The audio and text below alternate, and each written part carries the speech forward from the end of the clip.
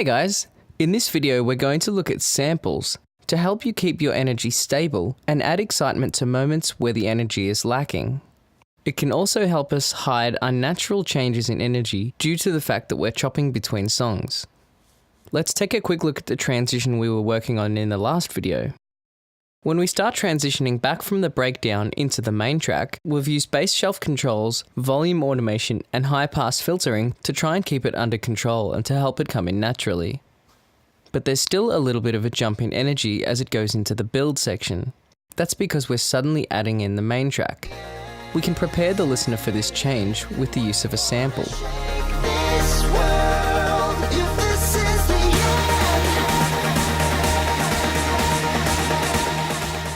The lead into this build is the perfect opportunity to use a sample that sample packs often refer to as a white noise uplifter, riser, or upsweep, whatever you want to call it.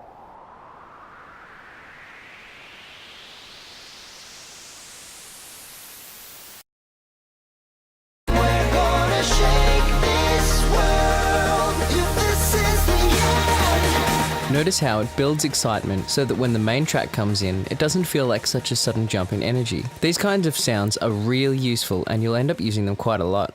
So it's important to do some preparation and have a bunch of samples set up and organized, ready to go. If you've been following along with the book, How to Make Great Music Mashups, you will have read the chapter on creating an organized samples folder already. But if not, this is basically the premise.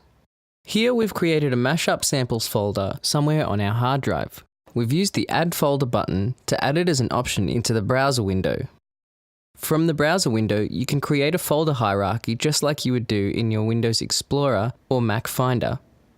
Create folders for the different kind of samples that you'd like to use. As well as sounds that build up and lead up to a particular moment, it's great to have a selection of sounds that lead out of an exciting moment, such as downsweep samples and impact sounds. Just be careful not to overdo it. You really only want to use these when you need to help blend an energy transition for the listener. Most dance music tracks have these sounds in them already, so you only want to try and use them if you need them. To get your hands on these kind of sounds, you'll need to download some sample packs. Some good sources are Vengeance Sound, Loop Masters, Sample Magic, or Beatport Sounds. These websites offer a ton of sample packs, and you can browse based on the type of genre you usually play in. This is great because it means you can get samples that sound at home in your mashups. For instance, the kind of build sounds and impacts that a house track would use will sound quite different from the ones that a trance track will use, so it's good to have those appropriate sounds in your sample banks. Once you've bought a couple of packs, go through and select the ones that sound good to you and organize them into your folders. You can keep them up to date by making sure that you remove samples that don't seem to cut through in your mashups and adding new samples that you find work really well. If we look at the start of the breakdown in this mashup, you can hear that there's no need to add an impact sound because there's already a huge one at the beginning of the breakdown.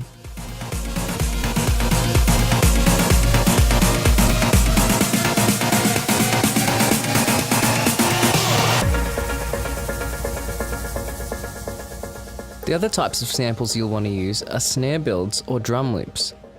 You can often use a building white noise sound to help you transition in the last 8 of a breakdown. You may do this because the main track has a build energy that's appropriate to its own breakdown, but in the context of a mashup, it doesn't sound energetic enough.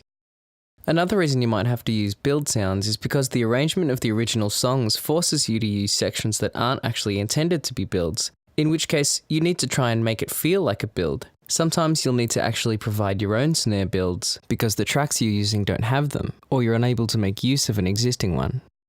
Using regular drum loops like clap loops or ride loops can be pretty handy too, and we'll see more of these in a later video.